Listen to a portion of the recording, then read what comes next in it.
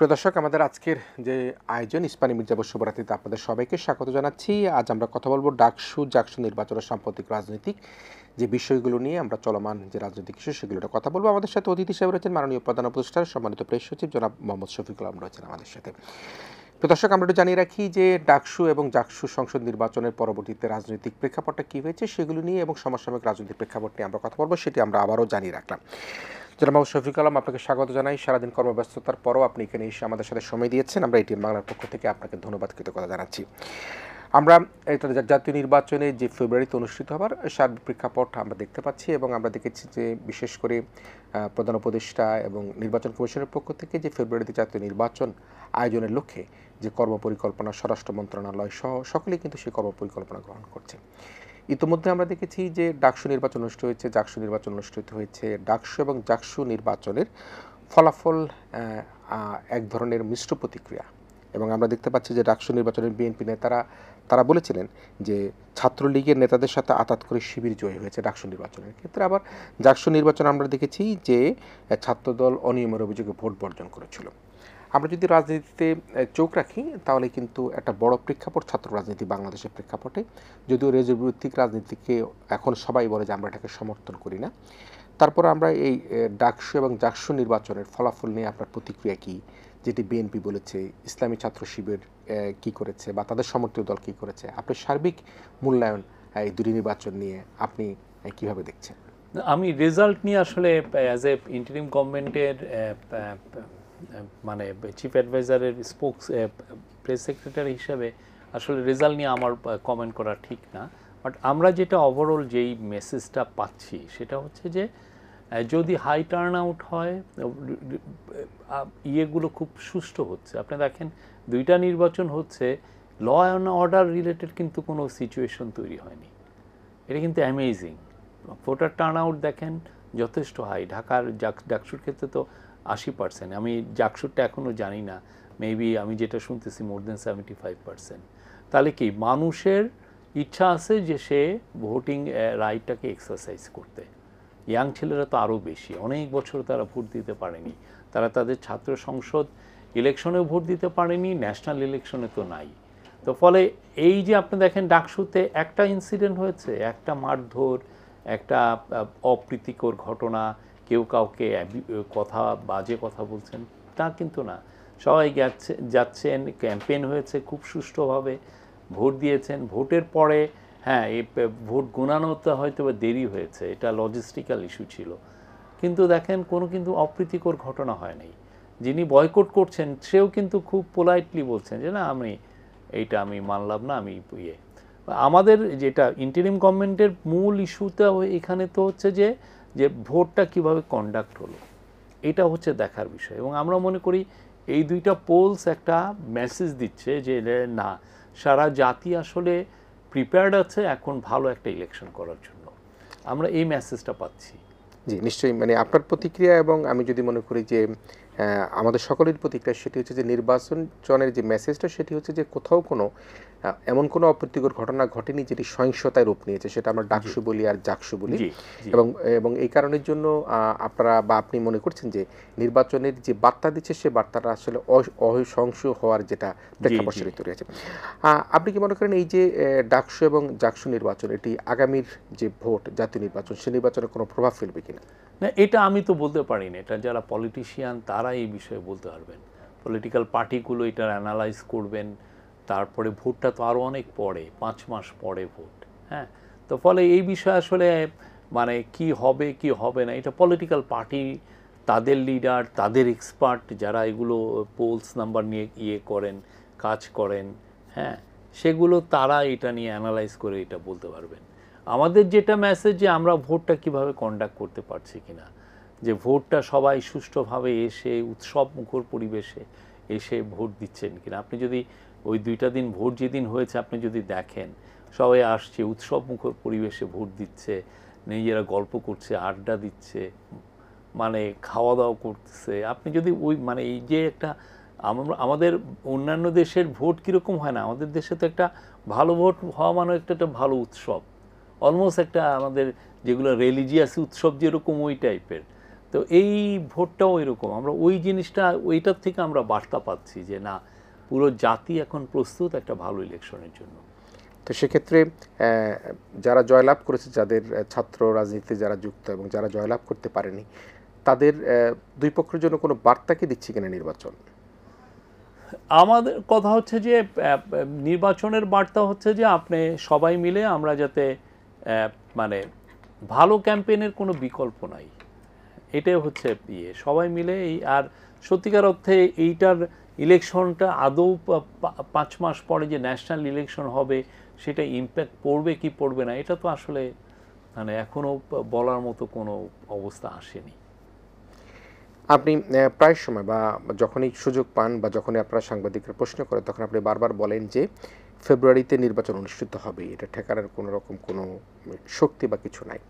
কিন্তু এখনও পর্যন্ত যেভাবে মব সন্ত্রাসের কথা বলি, দখলবাজি বলি, লাশ পোড়ানোর কথা বলি, চাঁদাবাজির কথা বলি, এই অবস্থার প্রেক্ষাপটে এটি কি মানুষের মধ্যে এখন যে শঙ্কা কাজ করে যে আগামী জাতীয় সংসদ নির্বাচনে, যদি আপনি বলছিলেন ডাকসু এবং জাকসু নির্বাচনের মধ্যে দিয়ে একটা ভেরি গুড একটা বার্তা গিয়েছে, কিন্তু তারপরও এই যে ধরনের নানা রকম সন্ত্রাসী কার্যকলাপ চলছে, অসহিষ্ণুতা চলছে, এর মধ্যে দিকেই আপনারা মনে করেন নির্বাচন পূর্ববর্তী, নির্বাচনকালীন এবং নির্বাচন পরবর্তী সময় সহিংসতা প্রতিরোধ করতে অন্তর্বর্তীকালীন সরকার সক্ষম হবে বলে মনে করেন কিনা আপনি? আমরা মনে করি যে মব বিষয়ে অনেক বেশি কথা হচ্ছে, যতটা না মবের যে বিষয়গুলো যা হচ্ছে তার চেয়ে বেশি হচ্ছে যে অনেক এটা নিয়ে অনেক বেশি হাইলাইট করার একটা চেষ্টা আছে। এটা এক ধরনের মানে আমি জানি না যারা জুলাই অগাস্টে যারা ডিসক্রেডিটেড হয়েছেন, যারা সত্যিকার অর্থে মানুষের আস্থা হারিয়েছেন জুলাই আগস্টে, যারা আসলে মানুষজন মানে এই একটা মহৎ আন্দোলনকে গুলি হত্যাযজ্ঞ দিয়ে নিবৃত্ত করছেন, তাদের মুখে এইটা বেশি বেশি শুনি। কিন্তু আমরা যেটা পুলিশের কাছে যে ডেটাগুলো দেখি, যেমন ধরেন গত বছরে আপনার যে দাঙ্গা রিলেটেড ইনসিডেন্ট, মানে এটা মব রিলেটেড ইনসিডেন্ট ছিল হলো 125টা গত বছর পুরো। আমরা এই স্ট্যাটিস্টিক্সটা কয়েকদিন আগে আমরা দিয়ে দিয়েছি, মানে সবার জন্য ওপেন করে দিয়েছি, আমাদের চিফ অ্যাডভাইজার পেজ থেকে এটাকে আমরা শেয়ার করেছি, সমস্ত জার্নালিস্টদের কাছে আছে। আর এই বছর 8 মাসে মানে আপ টু অগাস্ট পর্যন্ত এই ইনসিডেন্ট ছিল 59, মানে 59টা, মানে গত বছরের তুলনায় এটা একটু কমছে আমাদের এই হিসাবে। হ্যাঁ, আপনার একটা জিনিস মনে রাখতে হবে যে আমরা একটা পোস্ট রেগুলেশন সিচুয়েশনে আছি। তো পোস্ট রেগুলেশনের সিচুয়েশনে যেই ধরনের ক্যাওটিক ঘটনা ঘটে আমরা অন্যান্য দেশে যা দেখি তার কিন্তু কিছুই হয়নি এখানে। স্ট্যাবিলিটি ছিল, পিসফুল ছিল, এবং তার একটা আপনার রিফ্লেকশন আমরা দেখেছি ইকোনমিক পারফরমেন্সে। ইনফ্লেশন কমে এসছে, রিজার্ভ বেড়েছে, এক্সপোর্ট বেড়েছে, গার্মেন্টস এক্সপোর্টস 9% বেড়েছে। এটা তো মানে আপনি যদি স্ট্যাবল সিচুয়েশন না হয়, আপনি ইকোনমিক অ্যাক্টিভিটিস বাড়বে কীভাবে? আপনি অন্যান্য দেশে এইটি কম্প্যারেটেবল ইভেন্ট যদি আপনি দেখেন, শ্রীলঙ্কাতে বা ফিলিপিন্সে মার্কোস যাওয়ার পরে, ইন্দোনেশিয়ায় সুহার্তো যাওয়ার পরে ইন্দোনেশিয়ায়, বা ফিলিপিন্সে ধরেন রাজাপক্ষে তাকে উৎখাত করার পরে, বা অন্যান্য যে কোনো দেশে যদি দেখেন, তার তুলনায় কিন্তু আমাদের এখানে যথেষ্ট স্ট্যাবল সিচুয়েশন। আপনি যদি অ্যাবসোলিউট নাম্বারে যদি মার্ডারও দেখেন, খুব কিন্তু গত বছরের তুলনায় বেশি না, এমন কিছু না। তাহলে এই জিনিসগুলোতে আমরা দেখছি যে একটা অর্কেস্ট্রেটেড একটা ক্যাম্পেইন হচ্ছে, যে একটা দুইটা কিছু ঘটনা ঘটলেই আপনি মবক্রেসি বলে চিল্লাচিল্লি শুরু হচ্ছেন। আমরা চাই আপনি আমাকে অবশ্যই ক্রিটিসাইজ করবেন। আপনি এই গভর্নমেন্ট মানেই হচ্ছে যে গভর্নমেন্টকে ক্রিটিসাইজ আপনার করতেই হবে, কেননা এটা হলে তাহলে আপনি আমাকে অ্যাকাউন্টেবল করতে পারেন। কিন্তু আমি বলি যে আপনি ক্রিটিসাইজ করার সাথে সাথে আপনি সাথে হার্ড ডেটা নিয়ে আসেন। আপনার ডেটাটা কি বলে, আপনি হার্ড এভিডেন্স আনেন। হার্ড এভিডেন্স আনলে আর তখন কিন্তু তেমন একটা কিছু আসে না। একটা দুইটা ইনসিডেন্ট হয় এবং সবাই চিল্লাচিল্লি শুরু করে দেয় যে এই ধরনের ইনসিডেন্ট বুঝি আর কখনো ঘটে নাই। সেক্ষেত্রে আমি একটা বিষয়ে একটু আপনার জন্য প্রশ্ন করি সরাসরি, সেটি হচ্ছে যে ইতিপূর্বে কি কবর থেকে লাশ উঠিয়ে লাশ পোড়ানোর কোনো ঘটনা কি ঘটেছে? কবর থেকে লাশ উঠিয়ে লাশ পোড়ানো ঘটনা হয় নাই, বাট আমাদের এই গ্যান্ডারিয়াতেই একজন ইমাম মাহাদির সেনাপতি দাবি করতেন, তাকে শেখ হাসিনার সময় 6 জনকে একদম এসে কুপিয়ে তার গলা কেটে বাসায় রেখে দিয়ে গেছে শেখ হাসিনার সময়। 2013 থেকে 2016 জুনের মধ্যে আপনার 15 জন সুফি যারা আমরা পীরপন্থী লোক তাদেরকে জবাই করা হয়েছে। খিজির খান উনি আগে পিডিবির ছিলেন, চেয়ারম্যান ছিলেন, পিডিবির ডিরেক্টর এবং চেয়ারম্যান ছিলেন, উনি একজন পীরও ছিলেন, তাকে তার বাসায় জবাই করা হয়েছে। এইগুলো তো ঘটনা হঠাৎ এসে অনেকজন বলছেন যে এই ঘটনাটা তো এইরকম শকিং ঘটনা কি আর ঘটেছে, তা তো না। এর আগেও এই ঘটনাগুলো অনেক ঘটেছে বাংলাদেশে। এই জিনিসগুলো আমাদের সত্যিকার অর্থে এই বিষয়গুলো আরও সিরিয়াসলি সবাই এটা নিয়ে কথা বলা উচিত। কিন্তু আপনি একটা গভর্নমেন্ট না, এটা অনেক বছর ধরে এই ঘটনাগুলো ঘটছে, এটা নিয়ে আমাদের সোসাইটিতে আরও ডিবেট হওয়া উচিত, আরও বড় ডিসকাশন হওয়া উচিত। তাহলে আপনি বলছিলেন যে একটা গ্রুপ, আর এই যে আপনি যে গোয়ালন্দে যে ঘটনাটা ঘটলো, গোয়ালন্দে ঘটনাটা আপনি দেখেন, আমাদের রাজবাড়ির যে জেলা কর্তৃপক্ষ এই যে যারা এই বিষয়টা নিয়ে যারা প্রোটেস্ট করছেন যে উনি নাকি কাবার মতো ঘরে ওনার কবর দিতে বলেছেন, ওরা কাবার মতো করে ঘর করেছেন উঁচু করে 12 ফুট উঁচু করে, তো ওইটা আমাদের ডিসি ইয়েদেরকে ডেকেছেন, কি যেন যারা ওইখানে এটা নিয়ে প্রোটেস্ট করেন সবাইকে ডেকেছেন, উনি 2 বার মিটিং করেছেন। টিওনো মানে থানার যে ইউএনও বা টিওনো যাই বলেন, উনি 3-4 বার মিটিং করেছেন, পুলিশ মিটিং করেছেন, প্রেস ক্লাবে এসে ওনারা কমিটমেন্ট করেছেন যে ওনাদের সবগুলো ওনাদের যে প্রোটেস্ট এটা পিসফুল থাকবে।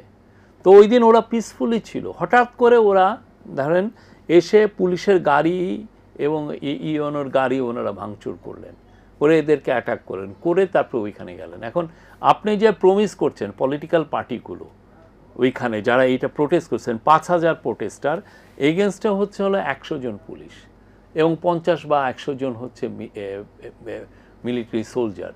তা আপনি কি 5000 লোককে এই 200 জন দিয়ে আপনি করতে পারবেন? এটা সম্ভব?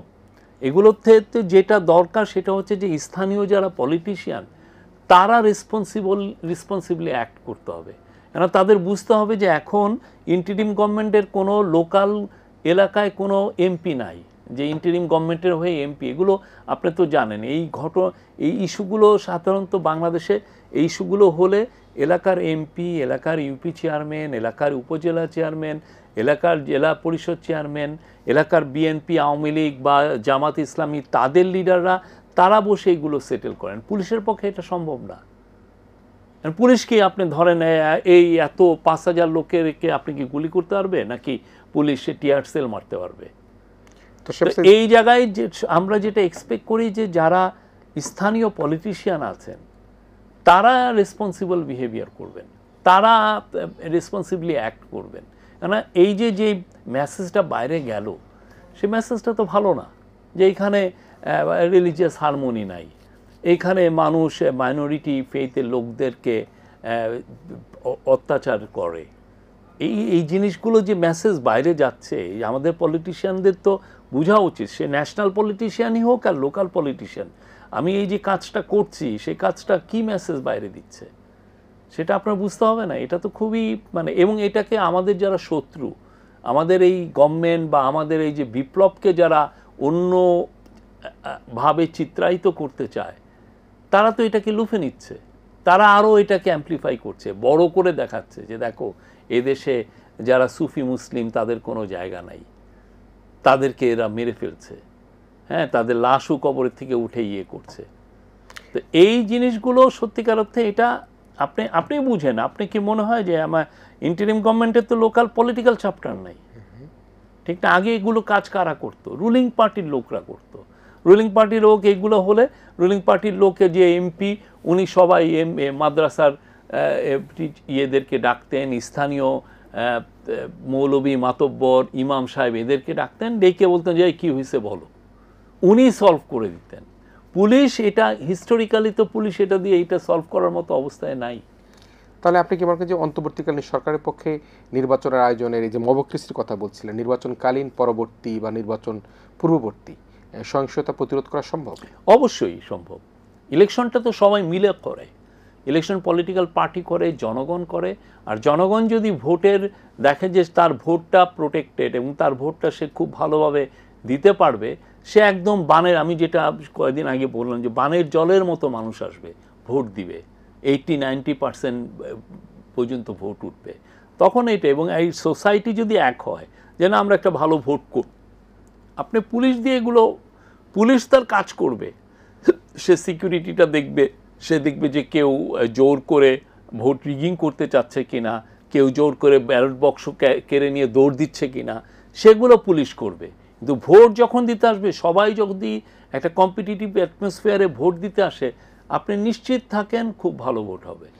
কিন্তু এবং সেইটার রিফ্লেকশন আমরা ডাকসুতে দেখেছি, জাকসুতে দেখেছি। সেক্ষেত্রে আপনি বলছিলেন যে 100 বা 500 পুলিশ যদি থাকে আর 5000 যদি সাধারণ মানুষ কোনো আক্রমণ করে, মানুষ আক্রমণ করবে না তো, মানুষ তো ভোট দিতে যাবে না, সেক্ষেত্রে যদি কোনো পক্ষ ভোটের বাক্স নিয়ে চলে যেতে চায়, না না, পুলিশের পক্ষে এটা কম্পিটিটিভ অ্যাটমসফিয়ারে এটা সম্ভব না। আমি তো বললাম ভোট খুবই উৎসবমুখর হবে, সবাই তাদের ছেলে মেয়ে নিয়ে যাবেন, অবশ্যই যাদের ভোটার তারা বুথে ঢুকবেন, বাইরে ফ্যামিলি মেম্বার থাকবেন।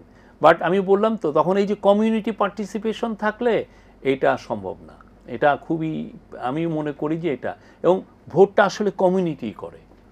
তো সেটা কি এই আইন শৃঙ্খলা রক্ষা বাহিনীর এখন যে মনোবল, আমরা যদিও আপনি বলছেন যে ইতিপূর্বে তো এই ধরনের অনেক ঘটনা ঘটেছে, যদিও একটু স্পষ্ট করে জানান যে আসলে কারা এই ধরনের বেশি প্রোপাগান্ডা করছেন দেশে বিদেশে বসে। আপনি আজকে এটা তো বোঝাই যায় কারা করছেন। আওয়ামী লীগের লোকরা বেশি করছেন, আওয়ামী লীগের যারা বাংলা লিসপেন্সার যারা, তারা বেশি করছেন। তারা এই কাজ, এটাকে দেখাইতে চাচ্ছেন খুব ফলাও করে, অ্যাজ ইফ তাদের সময় কিছুই হয়নি। তাদের সময় আপনি কি ভয়াবহ হিন্দুদের উপর অ্যাটাক হয়েছে, হ্যাঁ, নাসিরনগরের কথা ভুলে গেছে, কুমিল্লায় 2021-22-এর এটা কথা ভুলে গেছে মানুষ। আপনার সেই রামুতে আপনার এমন কোনো, ওই রামু এলাকায় এমন কোনো বৌদ্ধ বিহার নাই যে পুরানো হয় নাই, একটা বৌদ্ধ বিহারও, মানে সেই 200 বছর আগে সীমা বিহার, যেটা যেখানে বলা হয় যে ভগবান বুদ্ধের, গৌতম বুদ্ধের ইয়ে আছে কি যেন, দন্ত ধাতু আছে, সেই 2000-2500 বছরের পুরনো, সেটাকে পুড়িয়ে দিয়েছে। ওদের তো লম্বা লম্বা কথা, তো এদের মানে পুরো একটা পার্টি ছিল লোক, কথা সর্বস্ব, আর কিছু ছিল না। আপনি আজকে একটা অনুষ্ঠানে বলেছিলেন যে ইউটিউব কন্টেন্ট নিয়ে আপনি কথা বলেছেন, এটি কাদের নিয়ে কথা বলেছেন? ইউটিউবে যেটা হচ্ছে যে যারা ইউটিউবে যারা নিউজটা কালেক্ট করেন, আপনি যখন একটা ছেলেকে এমপ্লয় করেন এটিএন বাংলায়, আপনি তো দেখেন সে বেসিকটা জানে কিনা, জার্নালিজমের ইথিক্যাল সাইডটা সে কতটা জানে। আপনি তার নিউজটাও আপনি গেট কিপিং করেন, আপনি সেই নিউজটা নিয়ে এসে নিউজটা কেউ একজন এডিট করে, তারপরে আরেকজন এসে দেখার পরে একটা, যখন নিউজ এডিটরের কাছে যায়, সে যখন একটা ফাইনাল ওকে দেয়, তারপরে নিউজটা আপনার ছাপা হয়, ঠিক না? ইউটিউবে যেটা হচ্ছে যে আপনার একটা ঘটনা হলো, অনেকে তার মোবাইল ফোন নিয়ে বা নিয়ে চলে যাচ্ছেন যে নিউজ একটা করে, ওইটার ইথিক্যাল কোনো গেট কিপিং না হয়ে সে দিয়ে দিচ্ছে নিউজ। এতে যেটা হচ্ছে যে সে অনেক সময় বুঝতেছে যে নিউজটার কালেকশনটা কীভাবে, নিউজটার সে ইনফরমেশন গ্যাদার করবে কিভাবে। আমরা মাইলস্টোনের ক্ষেত্রে এই জিনিসটা দেখেছি। মাইলস্টোনের ক্ষেত্রে আপনি দেখেন, ওই রাতের বেলায় ইউটিউবের কেউ ছড়াচ্ছেন যে 200 লাশ গুম হয়েছে, এটা ভয়াবহ একটা অ্যাকুজিশন। অথচ এই ইউটিউবার, এটা অন্য কোনো আপনার পত্রিকা, আপনার এটিএন নিউজের সাংবাদিক হলে কি হতো, যে এইরকম একটা অ্যালিগেশন আছে, সে তখন মাইলস্টোনের ইয়েকে জিজ্ঞেস করতো, প্রিন্সিপালকে জিজ্ঞেস করতো। প্রিন্সিপাল তখন তার হাতে যে রোল শিট আছে, সেই রোল শিটে বলতো যে না, আমার হাতে এতজন আছে, আমরা এতজনকে পাচ্ছি না, এতজনকে পাচ্ছি। ওরাও সেদিন বলেছেও যে 6 জনের মতো আমরা মিসিং আছে, আর বাকি সবাই হসপিটালে আছে, কেউ নাই। অথচ ইউটিউবের এরা যে 200 জনের কথা বলে ফেলছে, এবং এতে পরের দিনে দেখেন পুরো ঢাকা উত্তপ্ত। মাইলস্টোনে আপনি হাজার হাজার ছেলে এবং অ্যালামনাই যারা আছে, তারা এসে হাজির হয়ে গেছে, তারা এসে বলতেছে যে এর কই গেল। অথচ মাইলস্টোন কর্তৃপক্ষ বারবার বলছে যে আমাদের কাছে কোনো গার্জিয়ান আসেনি যে তার কেউ মিসিং আছে। এটা নিয়ন্ত্রণ করার উপায় কি? এটা নিয়ন্ত্রণ কথা, এটা আপনার এক ধরনের, আপনার এদেরকে ইথিক্যাল একটা, তাকে একটা লাইসেন্সিং এর মধ্যে নিয়ে আসতে হবে। বা তাকে একটা পারমিটের এবং তাকে এক ধরনের ট্রেনিংয়ের আপনার ম্যান্ডেটরি করতে হবে যে 3 মাস বা 4 মাস এমন কোনো একটা জায়গায় যে না আপনি একটা ট্রেনিং নিয়ে আসে তারপরে আপনি এটা পারবেন। কারণ আপনার এই জিনিসটা তো জানা উচিত। জার্নালিজমের তো আপনার একটা শব্দের কারণে একটা যুদ্ধ হয়ে যেতে পারে, আপনার একটা শব্দের কারণে একটা ভালনারেবল কমিউনিটি, হ্যাঁ আপনি এমন একটা জিনিস লিখলেন দেখলেন যে বিশাল অ্যাটাক হয়ে গেল একটা মাইনরিটি ফেইথের একটা লোকের এগেনস্টে, আপনি এমন রিপোর্ট করলেন। হ্যাঁ, তো এই যে এই রিপোর্ট দিয়ে আপনার যে ইথিক্যাল সেন্সটা এটা তো খুবই স্ট্রং। কিন্তু যারা ইউটিউবে যারা এই কাজটা করছেন, হ্যাঁ ইউটিউবে আমি কমেন্ট্রির কথা বলছি না, যারা নিউজ গ্যাদারিং করে এই যে ছেড়ে দিচ্ছেন যে সে একটা, কিন্তু তার গেটকিপিংটা তো হচ্ছে না। গেটকিপিংটা খুবই ইম্পর্টেন্ট। আমি যেখানে এএফপিতে ছিলাম, আমি একটা রিপোর্ট করলে আমার এই রিপোর্ট এডিট হতো সাউথ এশিয়া চিফ, ওইখানে যে এডিট হতো, হওয়ার পরে ওই রিপোর্টটা চলে যেত হংকংয়ে, ওইখানে যে আর একটা এডিট হতো, এডিট হওয়ার পরে আবার চলে যেত প্যারিসে, প্যারিসওয়ালারাও অনেক সময় দেখতো, দেখার পরে এই রিপোর্টটা ছাপা হইতো। আপনি 3-4 স্তর বিশিষ্ট আপনার গেটকিপিংটা লাগে। নিউজ তো একটা ইথিক্যাল জিনিস, ঠিক না? আপনি এই ইনফরমেশনের উপরে একটা বিদ্রোহ হয়ে যেতে পারে, এই ইনফরমেশনের উপরে একটা দেশে একটা টার্মোইল হয়ে যেতে পারে। তাহলে আমরা যদি একেবারে বিরতি এই কথাটাই আমি আজকের ইয়েতে বারবার বলেছি যে না অবশ্যই আপনি ইউটিউব করেন, আমরা আপনাকে বন্ধ করছি না, আপনি ইউটিউব করেন, আমরা ফ্রিডম অফ স্পিচে বিশ্বাসী, ফ্রিডম অফ প্রেসে বিশ্বাসী, ফ্রিডম অফ ইনফরমেশনে বিশ্বাসী, বাট প্লিজ আপনি কিছু ট্রেনিং রাখেন, জার্নালিজমের ইথিক্যাল সাইডটা একটু জানেন, এটা আপনার দরকার। এবং এটা বাংলাদেশের পিস অ্যান্ড স্ট্যাবিলিটির জন্য বাংলাদেশের এটা দরকার।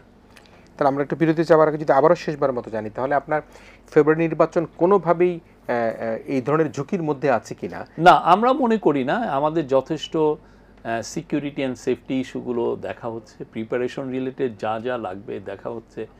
আমাদের 50,000 বডি অন ক্যামেরা, যে বডিতে যে ক্যামেরা থাকে, হ্যাঁ সেগুলো ওইগুলো প্রকিউরমেন্ট হচ্ছে, সেগুলো দিয়ে প্রত্যেকটা মানে একটা যে বুথে একজনের থাকবে, তাতে হবে যে আমরা সেন্ট্রালি মনিটর করতে পারবো প্রত্যেকটা ভোটিং বুথগুলোয় কী হচ্ছে। তো ফলে আমরা কোয়াইট কনফিডেন্ট যে এটা ভালো হবে। আর সত্যিকার অর্থে ইলেকশন তো করে পলিটিক্যাল পার্টিগুলো। আমরা গত 13 মাসে পলিটিক্যাল পার্টিদের যথেষ্ট ম্যাচুরিটি আমরা দেখেছি। তারা আমরা দৃঢ় বিশ্বাস, তারা দেখেন প্রত্যেক এক একটা ইস্যু আছে তারা কিন্তু ভালোভাবে হ্যান্ডেল করছে। এবং আমরা মনে করি যে এই যে 2-1 দিনের মধ্যে যে সনদের বিষয়ে একটা কনক্লুসিভ একটা কিছু একটা হবে আমরা আশা করছি, এবং ইভেনচুয়ালি সবাই ইলেকশনের দিকে ঝাঁপিয়ে পড়বেন। জি প্রিয় দর্শক, আমরা সাম্প্রতিক রাজনৈতিক প্রেক্ষাপট নিয়ে কথা বলছিলাম। আমরা একটা ছোট্ট বিরতি নিতে চাই। বিরতির পর আমরা আমাদের অতিথি অন্তর্বর্তীকালীন সরকারের মাননীয় প্রধান উপদেষ্টার মাননীয় প্রেস সচিব জনাব মোহাম্মদ শফিকুল আলম আমাদের সাথে আছেন। আমরা তার সাথে আবার ফিরে আসবো। ইস্পানি মির্জাপুর শুভরাত্রিতে আমরা ছোট্ট বিরতি নিচ্ছি।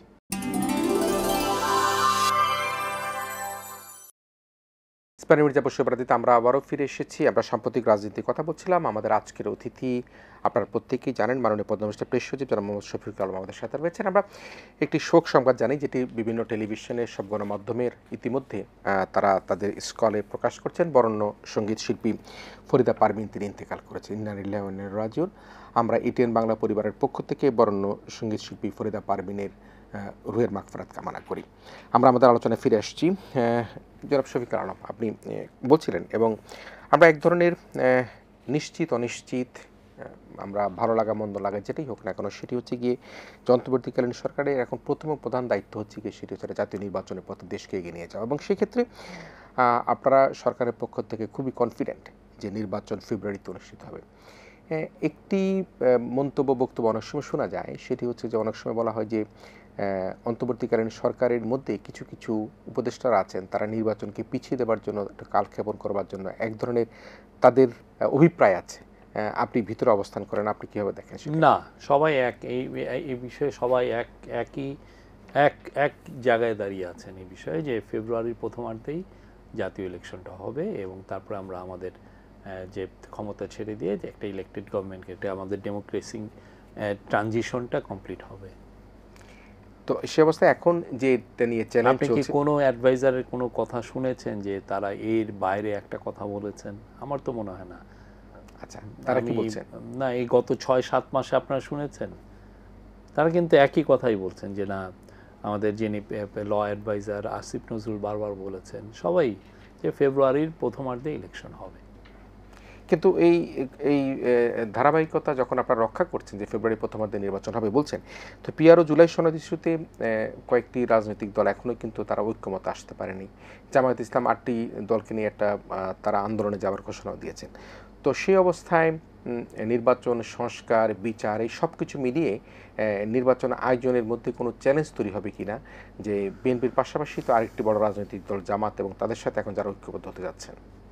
না, আমার যেটা মনে হয় যে সবাই সোফার তো গত 13 মাসে তো পলিটিক্যাল পার্টিগুলো যথেষ্ট ম্যাচিউরড বিহেভ করেছেন।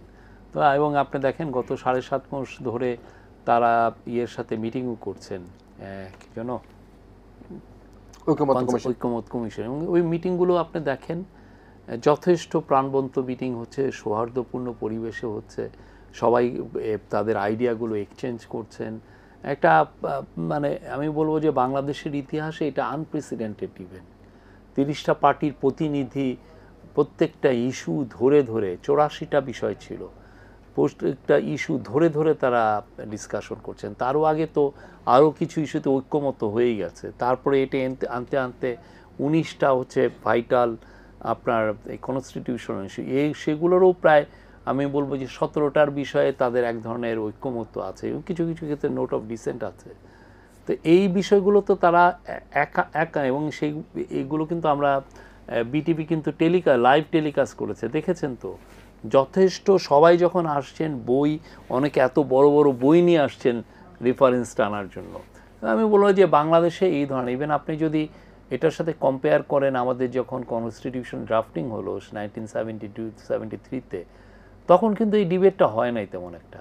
এখন যে ডিবেটটা হচ্ছে, আমরা খুব এই পলিটিক্যাল পার্টিগুলোকে স্যালুট করতে হবে যে তারা এই ডিবেটটা করছেন। তো আমি এই জন্য কনফিডেন্ট যে তারা they will find something which is সবার জন্য অ্যাকসেপ্টেবল, এবং এটা ইভেনচুয়ালি আমার পুরো জাতিকে ইলেকশনের দিকে আরও ভালোভাবে নিয়ে যাবে। কিন্তু তারা যদি ঐক্যমত আসতে না পারে, আমি কনফিডেন্ট যে ঐক্যমতে আসবেন, কোনো একটা সলিউশন হবেই। কারণ সবাই তো ডেমোক্রেসিতে ট্রানজিশন চান, এই বিষয়ে তো কারো নাই যে না এই গভর্নমেন্টকে রেখে দিবেন, এই ধরনের কথা তো আর কেউ বলছেন না, এবং এটা এই গভর্নমেন্ট চায়ও না। ঠিক আছে, তো তারা আমার মনে হয় যে তারা চান যে ডেমোক্রেসির ট্রানজিশনের জন্য তারা আর একটা হচ্ছে যে একটা দেশের এই অনেক ইস্যুগুলো তো ধরেন ডিবেটগুলো তো একদিনে শেষ হয় না। নেপালে দেখেন গত বছরের পর বছর ওদের যখন নতুন কনস্টিটিউশন অ্যাডপ্ট হলো, এটা 8 বছর লেগেছে এটা নিয়ে ডিবেট করতে। পার্লামেন্টে গেছে, ডিবেট হয়েছে, বিভিন্ন ফ্যাকশনে বিভিন্ন পলিটিক্যাল পার্টি তার বিভিন্নভাবে অপিনিয়ন দিয়েছে। হ্যাঁ, আমাদের এখানে 7.5 মাসে আমরা অনেক অর্জন করেছি। সামনে আমরা মনে করি যে আমাদের পার্টিগুলো, বিকজ তারা সবাই চান যে একটা ভালো ইলেকশন এবং একটা কান্ট্রিতে ডেমোক্রেসিতে ট্রানজিশন হোক। তো এই জন্য আমি মনে করি যে সবাই they will find an acceptable solution. তার মানে অন্তর্বর্তীকালীন সরকার খুব কনফিডেন্ট যে রাজনৈতিক দলগুলো ম্যাচুরিটির পরিচয় দিবে এবং তারা নিশ্চয়ই একটা জাতীয় নির্বাচনের পথে অগ্রসর হবে, সেটি কম বেশি প্রত্যেকে ছাড় দিয়ে যেটাই হবে সেটাই হবে।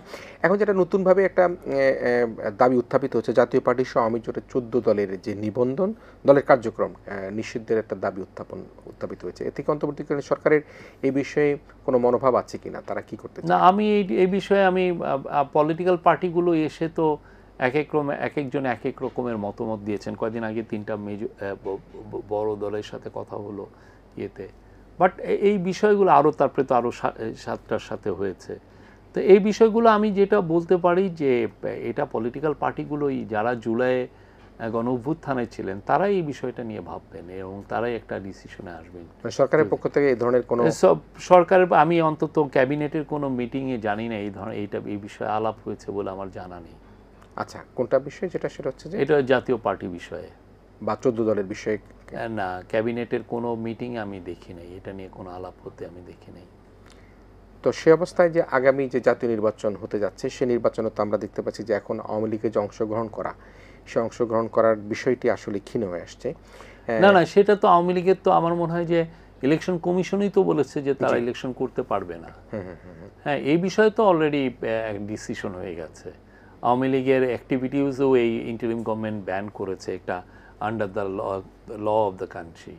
হ্যাঁ, আবার ওই একই সাথে ইলেকশন কমিশনও তাদের কার্যক্রম ব্যান করেছে, তাদের ইলেকশনে বলেছে যে তারা ইলেকশন পার্টিসিপেট করতে পারবে না।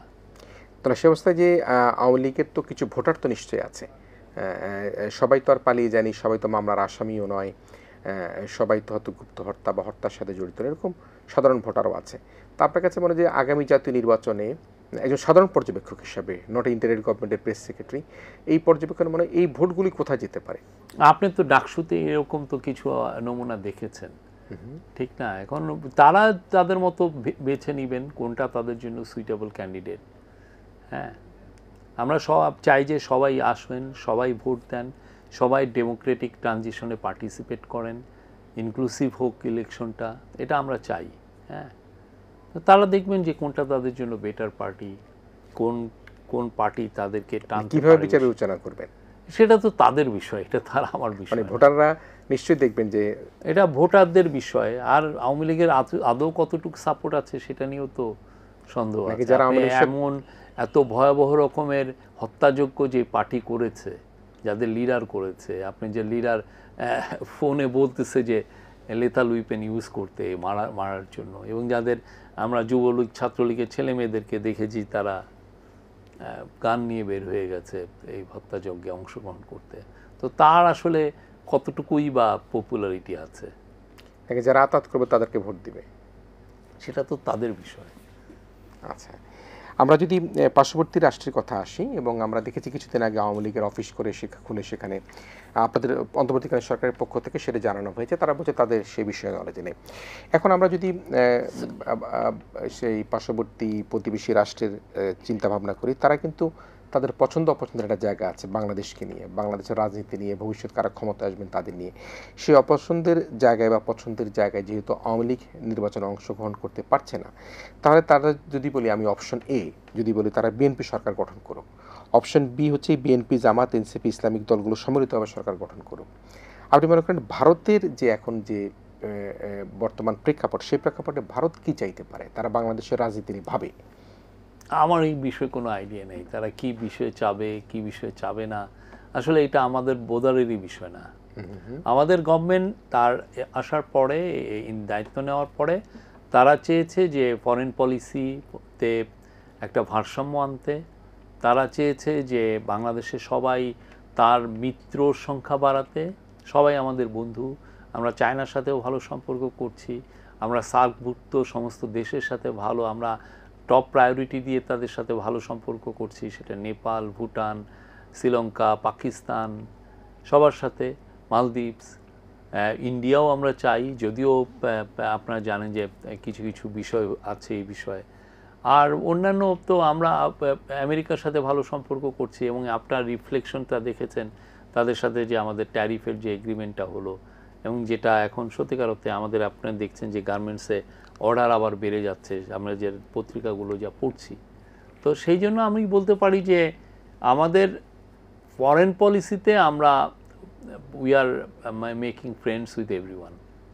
আসিয়ানের সাথে আমরা ভালো সম্পর্ক, আসিয়ানের আমরা সেক্টরাল ডায়ালগ পার্টনার হতে চাই, এবং ইভেনচুয়ালি আমরা চাই ওদের মেম্বার হতে, এবং এই জন্য যত কিছু করা যায় না, আপনি থাই প্রাইম মিনিস্টারের সাথে কথা বলেছেন স্যার, ইন্দোনেশিয়ান মিনিস্টারদের সাথে কথা বলেছেন এই বিষয়ে, মালয়েশিয়ান প্রাইম মিনিস্টারের সাথে কথা বলেছেন, তো এমন কেউ নাই যে যার সাথে উনি এই বিষয়টা উঠাচ্ছেন না, তো উনি বারবার এই কথাটা বলছেন। তো এই বিষয়ে আমরা ফরেন পলিসিতে একটা ভারসাম্য আনতে চাচ্ছি, যাতে আমাদের অনেক অনেক বেশি মিত্র থাকে। তাহলে সেক্ষেত্রে ভারতের কি পছন্দ অপছন্দে বাংলাদেশে কোনো প্রভাব ভবিষ্যৎ রাজনীতিতে ফেলবে কিনা? এইটা দেখেন, এটা পলিটিক্যাল পার্টিগুলোর বিষয়, তারা ভারতের সাথে কি ধরনের সম্পর্ক করবে সেটা তো তাদের বিষয়, এই বিষয়ে আমরা জানি না। আমাদের যেটা ফরেন পলিসি কি, এটা আপনারা দেখেছেনই, আমরা সবার সাথে, আমরা চায়নার সাথে খুব ভালো সম্পর্ক করেছি, আমরা পাকিস্তানের সাথে ভালো সম্পর্ক করেছি, ইউএসের সাথেও আমাদের খুবই ভালো সম্পর্ক, রাশিয়ার সাথেও আমাদের খারাপ সম্পর্ক না। অন্যান্য দেশগুলো দেখেন, মিডল ইস্টের সাথে দেখেন, প্রফেসর ইউনূস সর্বোচ্চ চেষ্টা করেছেন যাতে আমাদের পুরো গ্লোবালি সবাই যেন এই রেভলিউশনকে সাপোর্ট দেয়, এবং এই সাপোর্টটা আমরা পেয়েছি। ইউরোপিয়ান ইউনিয়নের সাথে আমরা ভালো সম্পর্ক করেছি, সবার আমরা সাপোর্ট পেয়েছি। ইউএনের চিফ বাংলাদেশে রোহিঙ্গা ক্যাম্পে ঘুরে গেছেন, এখানে এসে রোহিঙ্গাদের সাথে সলিডারিটি করে উনি রোজা রেখেছেন। তো এগুলো তো মানে ইটস এ সাইন দ্যাট আমাদের ফরেন পলিসিতে আমরা একটা নিউ ডাইনামিজম এনেছি, নতুন গতিশীলতা এসছে। তাহলে সে অর্থে যদি আমরা একেবারে বিরতির সময় এই প্রশ্নটাই আসি, একটু সরাসরি প্রশ্নে যাই, যে যদি ভারতের বর্তমান সরকার মোদি এবং প্রফেসর ডক্টর ইউনূস অন্তর্বর্তীকালীন সরকার দায়িত্বে যিনি আছেন, এই দুজনের সম্পর্কের ক্ষেত্রে যদি আমরা বিশ্লেষণ করতে চাই, আপনি যদি নম্বরিং দিতে যান, তাহলে ভারতের সাথে প্রফেসর ডক্টর ইউনূসের এবং অন্য যেগুলি দেশগুলির সাথে আমাদের সম্পর্ক ভালো, তাদের সাথে সম্পর্কের মার্কিংয়ে ভারত কতটুকু এগিয়ে আছে বা ভারত কতটুকু? আমরা চাই ভারত, যেহেতু দেখেন ভারত আমাদের পার্মানেন্ট একটা নেইবার, এই নেইবারটা আমি চলে যাব বা আপনি চলে যাবেন, আমরা আমাদের এই ইহলোক থেকে চলে যাব, কিন্তু ভারত আর বাংলাদেশ তো পাশাপাশি থাকবে সারা জীবন।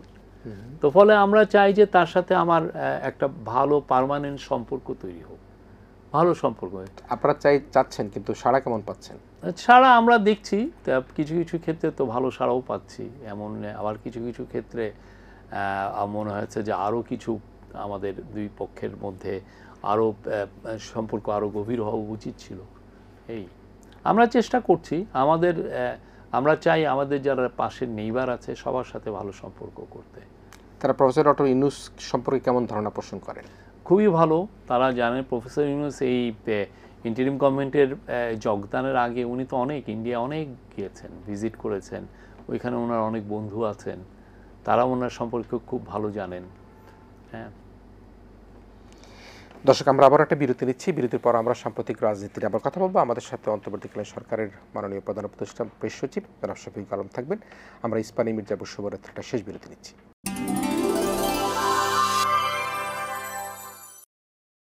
ইস্পানী মির্জাপুর শুভরাত্রিতে আমরা শেষ মুহূর্তে আলোচনা আবারও ফিরে এসেছি। মাননীয় প্রধান উপদেষ্টা প্রেস সচিব জনাব মোহাম্মদ শফিকুল আলম রয়েছেন আমাদের সাথে। দর্শক, আমরা নানা বিষয়ে আলোচনা করলাম।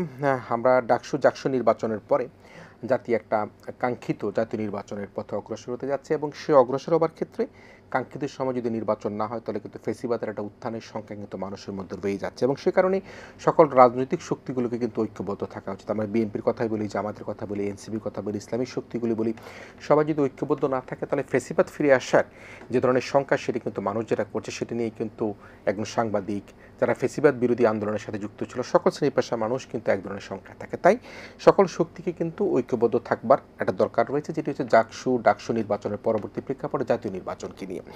এখন যেটি হচ্ছে যে প্রশ্ন, সেটি হচ্ছে যে কেউ কেউ বলে থাকেন যদি এই ধরনের সংখ্যা বাড়তে থাকে, জাতির রাজনৈতিক দলগুলোর মধ্যে ঐক্যবদ্ধ না হয়, তারা যদি একমত হতে না পারে, তাহলে ১-১১ একটা সংখ্যা কেউ দেখতে পায়, কেউ বলে যে গৃহযুদ্ধ হওয়ার সংখ্যা দেখতে পায়।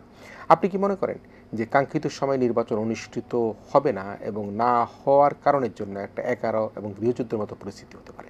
আমরা তো এই বিষয়ে আমরা যথেষ্ট কনফিডেন্ট যে ইলেকশন রাইট ইন টাইমে হবে, এবং সে বিষয়ে আমাদের প্রিপারেশন হচ্ছে, ইলেকশন কমিশনও প্রিপারেশন নিচ্ছেন, এবং আমরা মনে করি যে পলিটিক্যাল পার্টিগুলো তারা যে ম্যাচুরিটি গত 13 মাসে শো করেছেন, আগামী 5 মাসেও সেই ম্যাচুরিটি শো করবেন, এবং খুব ভালো একটা ইলেকশন আমরা পাবো এটা। এবং আমরা প্রফেসর ইউনূস যেরকমটা বলেছেন যে এটা একটা ঐতিহাসিক ইলেকশন হবে, বাংলাদেশের ইতিহাসের অন্যতম ভালো ইলেকশন হবে। তো সেই অবস্থায় আমরা লক্ষ্য করেছি যে আজকে যে রাজনৈতিক শক্তিগুলো রয়েছে তারা যদি অতীত থেকে শিক্ষা গ্রহণ না করে, যদি সবসময় বলবার চেষ্টা করে, বিশেষ করে গত 15 বছরে যারা দুঃশাসন করেছিল, যারা অন্যায় অত্যাচার, গুম খুম, অর্থ পাচার করেছিল, তারা যেভাবে পালিয়ে গিয়েছে, যদি আমাদের বর্তমান রাজনীতিতে যারা ক্ষমতায় আসবেন, সরকারি দল হবেন বা বিরোধী দল হবেন, তারা যদি এই শিক্ষা গ্রহণ না করে, তাহলে কিন্তু তাদেরও কিন্তু নেপালের একই অবস্থা দেখতে পেয়েছি। আমরা দেখতে পাচ্ছি ভারত সরকারও কিন্তু এক ধরনের উদ্বিগ্নতার মধ্যে রয়েছে, জেনজির আবার পরবর্তীতে বাংলাদেশ নেপালের পরে ভারতে কী ঘটে। তো সেই অবস্থা আমরা কিন্তু বারবার দেখছি যে জুলাই যুদ্ধ হিসেবে যাকে আমরা চিনি, উপদেষ্টা মাহফুজ আলম, তার প্রতি আমেরিকায় দেখেছি একটা আক্রমণ করার চেষ্টা করা হয়েছে, লন্ডনে করা হয়েছে। তো সেই প্রেক্ষাপটটাকে আপনি কীভাবে দেখেন? আমরা যদি এগুলি প্রতিহত করতে না পারি, ঐক্যবদ্ধ না হই, তাহলে এখানে তো মাহফুজ আলম নেতৃত্ব দিয়েছেন বা তার সঙ্গে অনেক যুবকরা নেতৃত্ব দিয়েছেন, ছাত্রনেতৃত্ব, সেটি বড় ইস্যু নয়, কিন্তু এগুলি প্রতিহত করবার জন্য আমাদের ঐক্যবদ্ধ থাকার ব্যাপারটাকে আপনি কীভাবে দেখেন? না, আমরা আওয়ামী লীগের প্রশ্নে, স্বৈরাচারের বিষয়ে, ফ্যাসিজমের বিষয়ে আমাদের পলিটিক্যাল পার্টিগুলোর জুলাইয়ে যারা ছিলেন সবার মধ্যে একটা ভালো রকমের একতা আছে। এ বিষয়ে কোনো ধরনের কোনো সন্দেহ নাই। ওই আওয়ামী লীগের ইস্যু আসলে বা ইয়ের বিষয় হলে আমরা দেখেছি সবাই ইউনাইটেড। কেউ তো চান না যে বাংলাদেশে ফ্যাসিজম ফিরুক বা স্বৈরাচার আবার এসে ডানা মিলুক। এই বিষয়ে সবার মধ্যে ইয়ে আছে। আর সবাই তো সাফার করেছেন পুরো 16 বছরে, কে সাফার করেন নাই? ঠিক না? কেন 16 বছর কেন বলবেন? সেই আপনি 1/11 পরের যে 2 বছর, সেটাও তো খুব যে ভালো ছিল তা তো না। পলিটিশিয়ানদেরকে নিয়ে যে টর্চার করা হয়েছে না, তারপরে ইয়ে করা হয়েছে না, কি যেন বিজনেসম্যানদেরকে নিয়ে যে টর্চার করা হয়েছে, তাদের অনেকের থেকে টাকা নেওয়া হয়েছে, ট্রুথ কমিশন করে সেখানে টাকা নেওয়া হয়েছে, বহু কিছু করা হয়েছে। তাহলে এইটা তো, এগুলো তো তাদের সামনে আছে। এবং ওই সময় যারা ওই কুশীলব ছিল তারা ইদানিং আবার অনেক কথাবার্তাও বলছেন, আমরা শুনছি যে 1/11 সময় যারা কুশীলব ছিলেন। তো এগুলো আমাদের এই বিষয়ে বৃহত্তর একটা ঐক্য আছে। আর মাহফুজ আলমের বিষয় যেটা হচ্ছে, এটা তো দেখেন এদের তো চেহারাটা এরকম, এই আওয়ামী লীগের চেহারাটা তো আমরা দেখেছি। তারা ওরা আগে এই জিনিসটা বাংলাদেশে সারা জীবন করেছে, এখন এটা বাইরে যেয়ে 2-1টা নমুনা দেখাচ্ছে। এবং এতে কি ওরা ইন্টারন্যাশনাল কোনো ফ্রেন্ড পাচ্ছে? ওরা কি মেসেজ দিচ্ছে, কি অ্যাচিভ করছে? আপনি আমাকে বুঝান। যে না, আমি গালাগালি করতে পারি, আমি হইচই করতে পারি, আমি ভ্যান্ডালিজম করতে পারি, এটা দিয়ে আপনি কি ধরনের পলিটিক্যাল পার্টির, আপনি নিজেরা বলেন যে আপনি একটা পলিটিক্যাল পার্টি, আপনি আসলে কি অ্যাচিভ করতে চান? আপনার অ্যাচিভমেন্টটা কি? আপনার তো, মানুষ তো একটা গোল নিয়ে একটা কাজ করে। হ্যাঁ, আপনি জানান দিচ্ছেন, এতে কি আপনি জানান দেওয়া যায়? এবং খুব যে বেশি লোক আসতেছে তাও তো না, সব মিলে 100-200 জন। আমি তো ছিলাম, আমি একটা ইয়েতে তো দেখেছি 20-30-40-50, হয়তো বা কেউ ভাড়াটিয়ে এসে খেটেছেন। আপনি কি প্রতিহিংসার শিকার হয়েছিলেন? না, আমি প্রতিহিংসা না, আমার সামনে দিয়েও প্রোটেস্ট হয়েছে, আমি দেখেছি তারা চিল্লাচিল্লি করছে, শাউটিং করছে। মানে সে তার কাজ করছে, সেটাকে আমরা ইগনোর করাটাই বেটার। তা আমরা দেখেছি, এটা দেখছি, এবং এখন পুরো বিশ্ব দেখছে যে তারা কতটা আগলি হতে পারে। তো সেই অবস্থায় যে রাজনৈতিক দলগুলো রয়েছে, মাহফুজ আলম তো একটা সিম্বল, সে হয়তো বা লন্ডন গিয়েছে, আমেরিকা গিয়েছে, কিন্তু তারা যদি ঐক্যবদ্ধ হতে না পারে তাহলে কিন্তু এই যে দেশে বিদেশে আবার যে কোনো সময় এই ধরনের প্রতিহিংসার শিকার কিন্তু এই ফ্যাসিস্ট বিরোধী যে কেউ হতে পারে। একটা বড় রাজনৈতিক নেতা হতে পারে, একটা ব্যবসায়ী হতে পারে, সাংবাদিকও হতে পারে। তো সেই জায়গাটায় একেবারে স্পষ্টভাবে আমরা অন্তর্বর্তীকালীন সরকারের পক্ষ থেকে কোনো আহ্বান জানানোর দরকার আছে কিনা, যে আসুন আমরা সবাই, জাতীয় নির্বাচনের প্রশ্নে নানা রকম দ্বিমত থাকতে পারে, সেটা ফেব্রুয়ারিতে নির্বাচন হবে, কিন্তু ওই জায়গাটা আবার একটা ডাক দেওয়া যায় কিনা। আমরা দেখেছি যখন গত প্রায় 5-6 মাস, না, এই বিষয়ে আমি বললাম তো একটা বৃহত্তর ঐক্য আছে, এই বিষয়ে আমরা মোটেও ওরিড না। কারোর সাথে কারো কোনো আতাতের কোনো না, এই বিষয়ে আওয়ামী লীগের প্রশ্নে, স্বৈরাচারের প্রশ্নে, ফ্যাসিজমের প্রশ্নে একটা বৃহত্তর ঐক্য আছে, এই পুরো দেশের মধ্যে আছে, সোসাইটির মধ্যে আছে, ইয়ের মধ্যে। তাদের 2-1জন লেসপেন্সার 2-একটা কথা বলেন, সেটা তো ইগনোর করাটাই বেটার। বাট সত্যিকার অর্থে আমাদের পুরো জুলাইয়ের যে ঐক্য, এই বিষয়ে অন্তত একদম অটুট, খুব ভালোভাবে আছে। আজকে নাহিদ ইসলাম সাহেব একটা ফেসবুক স্ট্যাটাসে বলেছিলেন যে অন্তর্বর্তীকালীন সরকার যারা জুলাই যোদ্ধা তাদেরকে ব্যবহার করেছে, কিন্তু সে প্রোটেকশনটা দেয়নি, এমন একটা কথা বলেছেন। আমি তার একটা স্ট্যাটাসে দেখেছি। আপনি কি মনে করেন এটা? না, আমরা এই স্টেটমেন্ট দিয়েছি। জি, কি দিয়েছেন? আমরা একটু আগে আপনি এইখানে এই অনুষ্ঠানটা হওয়ার সময় থেকেই আমি তখন স্টেটমেন্ট, আপনার হতে আমি স্টেটমেন্টটা দিচ্ছি। কি ছিল স্টেটমেন্ট? স্টেটমেন্টটা আপনি পড়েন, আমরা যথেষ্ট স্ট্রং একটা স্টেটমেন্ট গিয়েছে। একটা জিনিস কি, অনেকে, আপনি যদি পলিটিক্যাল পার্টি হন আর আপনি যদি প্রাইভেট সিটিজেন হন, তাহলে সেক্ষেত্রে আপনার পক্ষে একটা জিনিস লেখাটা খুব তাড়াতাড়ি লেখা যায়, কিন্তু আমাদের পক্ষে আমরা যখন একটা স্টেটমেন্ট দিব, তো ওই স্টেটমেন্ট দেওয়ার আগে আমার ফ্যাক্টসটা গ্যাদার করতে হয়, কি একটা হয়েছেটা কি, এটা তো আমার জানতে হবে।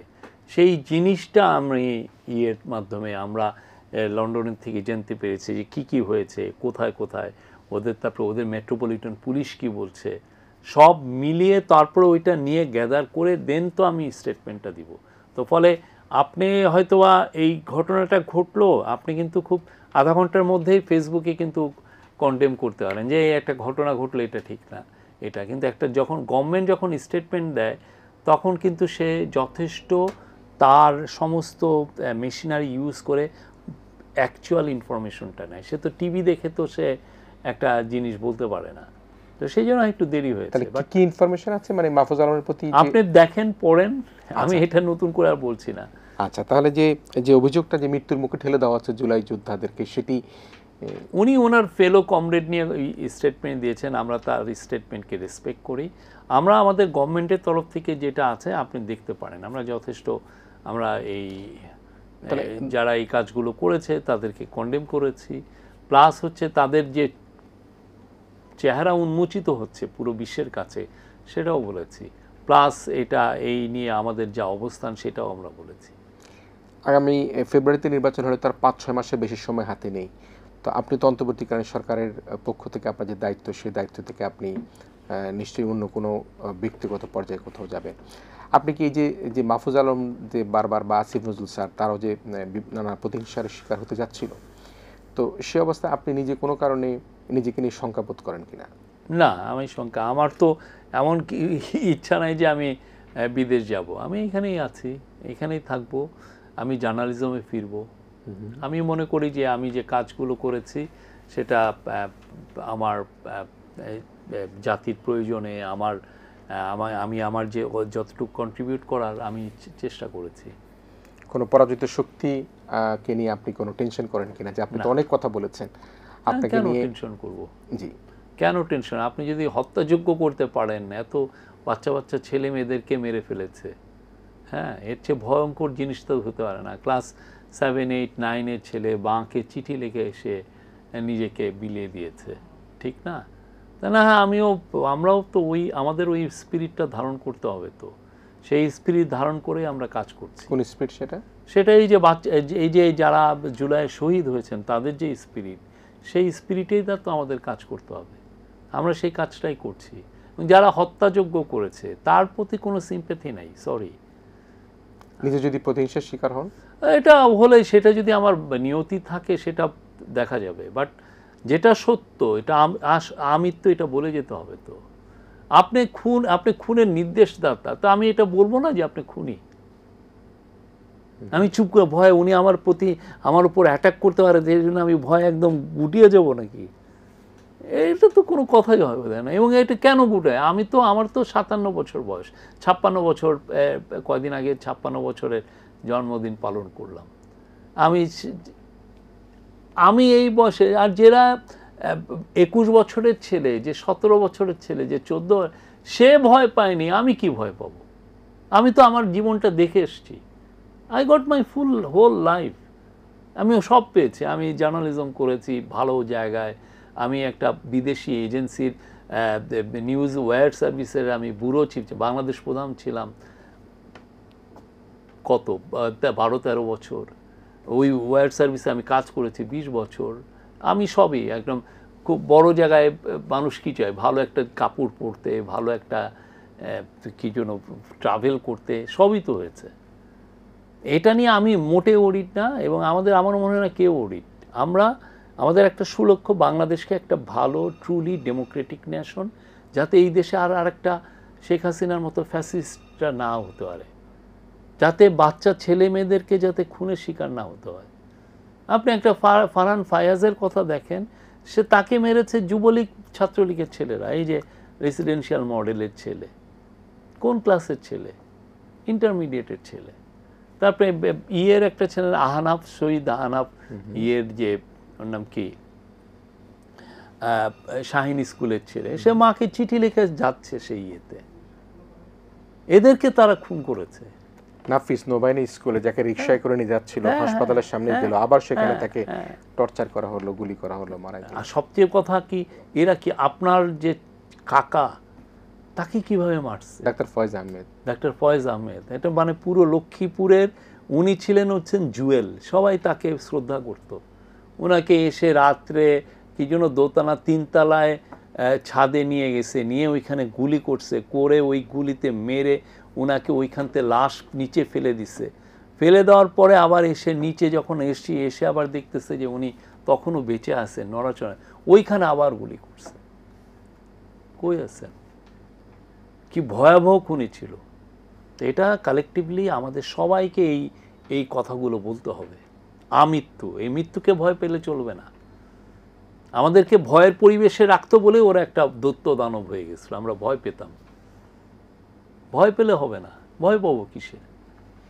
নিশ্চয়ই। প্রিয় দর্শক, শেষ মুহূর্তের আলোচনা অত্যন্ত বেদনাকাতর হয়ে অনুষ্ঠান থেকে বিদায় নিচ্ছি এবং জনাব শফিকুল আলম যিনি আজকের এই আয়োজনে বললেন যে ভয় পেলে হবে না, যারা হত্যা করেছে, যারা খুন করেছে তার জন্য নিশ্চুপ হয়ে বসে থাকলে হবে না। আমাদের সবাইকে এই সোসাইটিতে ভয়েস রেজ করতে হবে, যাতে আর কোনো সময় বাংলাদেশে ফ্যাসিজমের জন্ম না হয়, স্বৈরাচারের উত্থান না ঘটে।